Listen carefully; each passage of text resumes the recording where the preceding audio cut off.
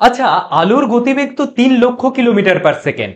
হতেই পারতো এই গতিবেগ এর থেকে আরো অনেক বেশি হতো, বা হতে পারতো এর থেকে অনেক কম। কিন্তু শুধুমাত্র আলোর কণা বা ফোটন নয়, যে সমস্ত পার্টিকেলের রেস্ট মাস শূন্য, তাদের কিন্তু সকলেরই গতিবেগ 3 লক্ষ কিলোমিটার পার সেকেন্ড। তো কেন এই ধরনের একটা বিশেষ নাম্বার এদের গতিবেগ হয়ে গেল?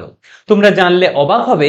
এই যে গতিবেগটা, এটা কিন্তু আমাদের যে ইউনিভার্স, আমাদের যে ব্রহ্মাণ্ড, সেটা আলোকে উপহার স্বরূপ দিয়েছে।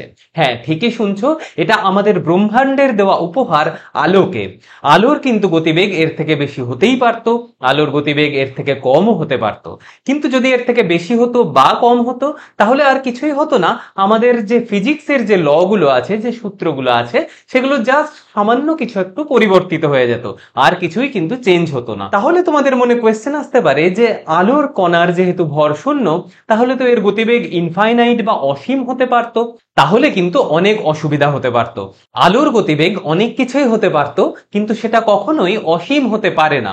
কারণ তোমরা ভেবে দেখো, যদি আলোর গতিবেগ অসীম হয়ে যেত, তাহলে এই ব্রহ্মাণ্ডের এক প্রান্ত থেকে অন্য প্রান্তে পৌঁছতে আলোর সময় লাগতো 0। তার মানে কি, আলোর কোনো সময়ই লাগতো না, কারণ এর গতিবেগ এতটাই বেশি, এ সমস্ত ব্রহ্মাণ্ড এক মুহূর্তের মধ্যেই কভার করে নিত। কিন্তু তাহলে সময় বলে কোনো কনসেপ্টই এক্সিস্ট করতো না। তাই এই সময়ের কনসেপ্টকে বাঁচিয়ে রাখার জন্য আমাদের ইউনিভার্স আলোর গতিবেগের মধ্যে এই সীমাবদ্ধতা তৈরি করেছে। এই যে স্পিড লিমিট, এটা কিন্তু শুধুমাত্র আলোকে প্রদান করা হয়নি, এটা হচ্ছে ইউনিভার্সের ইনফরমেশন ট্রাভেল করার ম্যাক্সিমাম স্পিড লিমিট। তার মানে ইউনিভার্স কোনোদিন 3 লক্ষ কিলোমিটার পার সেকেন্ড গতিবেগের থেকে বেশি গতিবেগে কোনো ধরনের ইনফরমেশন একটা জায়গা থেকে অন্য জায়গায় সেন্ড করতে পারবে না।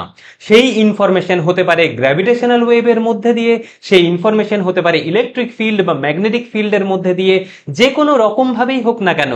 এই যে 3 লক্ষ কিলোমিটার পার সেকেন্ড গতিবেগ, এইটা হচ্ছে ইনফরমেশন ট্রাভেল করার জন্য ম্যাক্সিমাম গতিবেগ, যেটা ইউনিভার্স আমাদেরকে গিফট করেছে। ইউনিভার্সের দেওয়া এই বন্ধনই কিন্তু আমাদের এই ব্রহ্মাণ্ডকে এতটা সুন্দর করে তোলে।